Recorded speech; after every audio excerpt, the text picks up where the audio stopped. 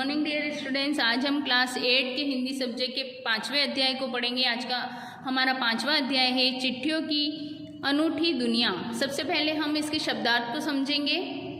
इसके शब्दार्थ है अजीबो गरीब, अनोखा, एसएमएस, लघु संदेश सेवा, सिलसिला, आरंभ होना, रास्ता खुलना, अहमियत, महत्व, हरकारा, दूत, डाकिया, संदेश पहुंचाने वाला, आवाजाही, आना जाना, तह, गहराई, प्रशस्ति पत्र, प्रशंसा पत्र, मुस्तैद, तत्पर, दस्तावेज, प्रमाण संबंधी कागजात, प्रमाण पत्र, गुडविल, सुनाम, अच्छी छवि, हैसियत, दर्जा, आलीशान, शानदार, ढाणी, अस्थायी निवास, कच्चे मकानों की बस्ती जो गांव से कुछ दूर बनी हो।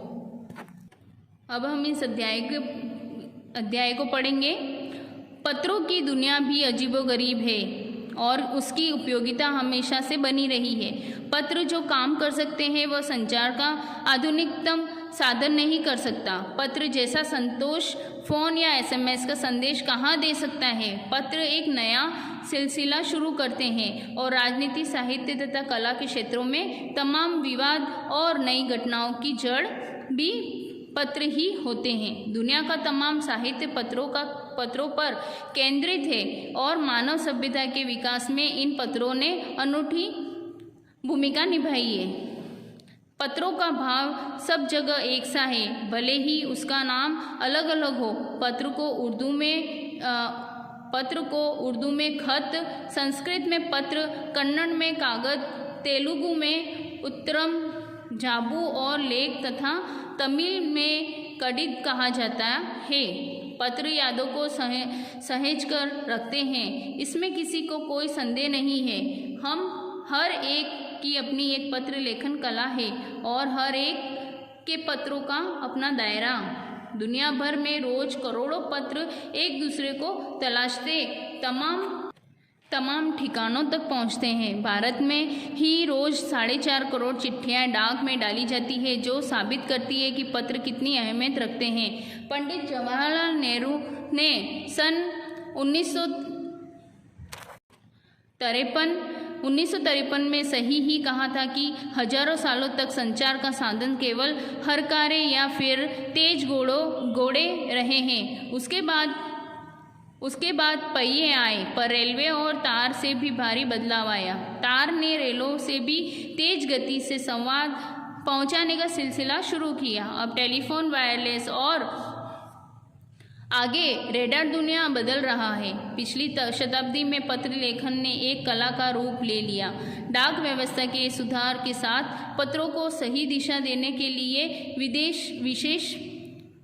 विशेष प्रयास किए गए। पत्र संस्कृति विकसित करने के लिए स्कूली पाठ्यक्रमों में पत्र लेखन का विषय भी शामिल किया गया। भारत ही नहीं, दुनिया में कई देशों में ये प्रयास चले और विश्व डाक संघ ने अपनी ओर से भी काफ़ी प्रयास किए। विश्व डाक संघ की ओर से 16 वर्ष से कम आयु वर्ग के बच्चों के लिए पत्र लेखन प्रतियोगिताएं आयोजित करने का सिलसिला सन 1972 से शुरू किया गया। यह सही है कि खास तौर पर बड़े शहरों और महानगरों में संचार साधनों के तेज विकास तथा अन्य कारणों से पत्रों को आवाजाही प्रभावित हुई है, पर देहाती दुनिया आज भी चिट्ठियों से ही चल रही है। फैक्स, ईमेल, टेलीफोन तथा मोबाइल ने चिट्ठियों की तेजी को रोका है, पर व्यापारिक डाक की संख्या लगातार बढ़ रही है। जहाँ तक पत्रों का सवाल है, अगर आप बारीकी से उसकी तह में जाएं तो आपको ऐसा कोई नहीं मिलेगा जिसने कभी किसी को पत्र न लिखा या न लिखाया हो, या पत्रों का बेसब्री से जिससे इंतज़ार न किया हो। हमारे सैनिक तो पत्रों का जिस उत्सुकता से इंतज़ार करते हैं उसकी कोई मिसाल ही नहीं। एक दौर था जब लोग पत्रों का महीनों इंतज़ार करते थे, पर अब वह बात नहीं। परिवहन साधनों के विकास से दूरी बहुत घटा दी है। पहले लोगों के लिए संचार का इकलौता साधन चिट्ठी ही थी, पर आज और भी साधन विकसित हो चुके हैं। आज देश में ऐसे लोगों की कमी नहीं है जो अपने पुरखों की चिट्ठियों को सहज और संजोकर विरासत के रूप में रखे हुए हो, या फिर बड़े बड़े लेखक, पत्रकारों, उद्यमी, कवि, प्रशासक, सन्यासी या किसान, इनकी पत्र रचनाएं अपने आप में अनुसंधान का विषय है। अगर आप आज जैसे संचार साधन होते तो पंडित नेहरू अपनी पुत्री इंदिरा गांधी को फ़ोन करते, पर तब पिता के पत्र पुत्री के नाम नहीं लिखे जाते। जो देश के करोड़ों लोगों को प्रेरणा देते हैं, पत्रों को तो आप सहेज कर रख लेते हैं, पर ऐसे में संदेशों को आप जल्दी ही भूल जाते हैं। कितने संदेशों को आप सहेज कर रख सकते हैं? तमाम महान हस्तियों की तो सबसे बड़ी यादगार या धरोहर उनके द्वारा लिखे गए पत्र ही है। भारत में इस श्रेणी में राष्ट्रपिता महात्मा गांधी को सबसे आगे रखा जा सकता है। दुनिया के तमाम संग्रहालय जानी मानी हस्तियों के पत्रों का अनूठा संकलन भी है। तमाम पत्र देश, काल और समाज को जानने समझने का असली पैमाना है। भारत में आज़ादी के पहले महासंग्राम के दिनों में जो कुछ अंग्रेज अफसरों ने अपने परिवारजनों को पत्र में लिखे, वे आगे चलकर बहुत महत्व की पुस्तक तक बन गए। इन पत्रों को साबित किया कि यह संग्राम कितनी जमीनी मजबूती लिए हुए था। महात्मा गांधी के पास दुनिया भर से तमाम पत्र केवल महात्मा गांधी इंडिया लिखे आते थे और वे जहां भी रहते थे वहां तक पहुंच जाते थे। आज़ादी के आंदोलन की कई अन्य दिग्गज हस्तियों के साथ भी ऐसा ही था। गांधी जी के पास देश दुनिया से बड़ी संख्या में पत्र पहुंचते थे, पर पत्रों का जवाब देने के लिए मामले में उनका कोई जोड़ नहीं था। कहा जाता है कि जैसे ही उन्हें पत्र मिलता था उसी समय वे उसका जवाब भी लिख देते थे। अपने हाथों से ही ज़्यादातर पत्रों का जवाब देते थे। जब लिखते लिखते उनका दाहिना हाथ दर्द करने लगता था तो वो बाएं हाथ से भी लिखने में जुट जाते थे। महात्मा गांधी ही नहीं, आंदोलन के तमाम नायकों के पत्र गांव-गांव में मिल जाते हैं। पत्र भेजने वाले लोग उन पत्रों को किसी प्रशस्ति पत्र से कम नहीं मानते हैं और कई लोगों ने तो उन पत्रों को फ्रेम कराकर रख लिया है। यह है पत्रों का जादू। यही नहीं, पत्रों के आधार पर ही कई भाषाओं में जाने कितनी किताबें लिखी जा चुकी है। वास्तव में पत्र किसी दस्तावेज से कम नहीं है।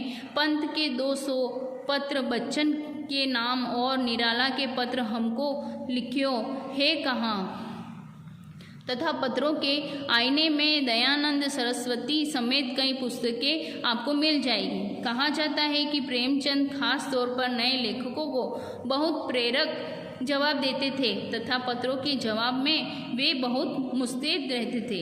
इसी प्रकार नेहरू और गांधी के लिखे गए रविंद्रनाथ टैगोर के पत्र भी बहुत प्रेरक है। महात्मा और कवि के नाम से महात्मा गांधी और रविंद्रनाथ टैगोर के बीच सन 1915 से 1941 के बीच के पत्राचार का संग्रह प्रकाशित हुआ है, जिसमें बहुत से नए तथ्यों और उनकी मनोदशा का लेखा जोखा मिलता है। पत्र व्यवहार की परंपरा भारत में बहुत पुरानी है, पर इसका असली विकास आज़ादी के बाद ही हुआ है। तमाम सरकारी विभागों की तुलना में सबसे ज़्यादा गुडविल डाक विभाग की ही है। इसकी एक खास वजह यह भी है कि यह लोगों को जोड़ने का काम करता है। घर घर तक इसकी पहुँच है। संचार के तमाम उन्नत साधनों के बाद भी चिट्ठी पत्री की हैसियत बरकरार है। शहरी इलाकों में आलीशान हवेलियां हो या फिर